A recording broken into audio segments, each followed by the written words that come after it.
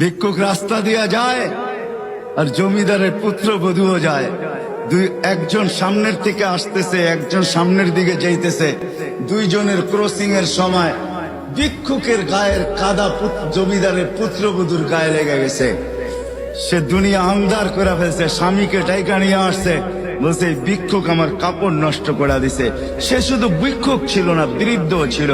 বৃদ্ধ ছিল না শুধু, জীর্ণ ছিল, শীর্ণ ছিল, শরীরে কাপড় ছিল না, ফাটা চিরা কাপড় ছিল, পায়ে জুতা ছিল না, পেটে ভাত ছিল না।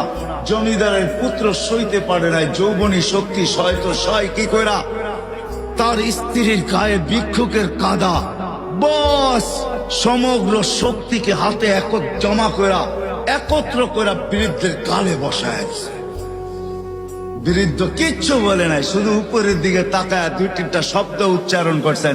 শব্দগুলা হলো ইয়া মাল্লাহ তারা হলো ওয়ুন, ও আল্লাহ চোখে দেখা যায় না, ও তারা কুল্লা শাই, তুই সব দেখিস, ফারা তারা মা বি, তুই কি দেখিস না আমার সাথে কি ঘটতেছে, এটা কি দেখিস না? বলতে দেরি যুবক, মরতে দেরি হয় নাই। জমিদার চলে আসছে, প্রতিশোধ নিবে।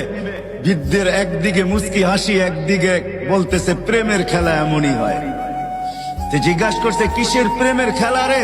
বলছে ওর প্রেমিকার গায়ে আমার কাদা লাগছে, পায়ের কাদা লাগছে, ও সইতে পারে নাই, যৌবনী শক্তি দিয়ে আমার বৃদ্ধ গালে বসায় দিছে। আমাকেও একজন ভালোবাসে, সেও সইতে পারে না, সেও সইতে পারে না। ও তো থাপ্পড় দিয়া ক্ষান্ত, সে জান নিয়ে নিছে, জান।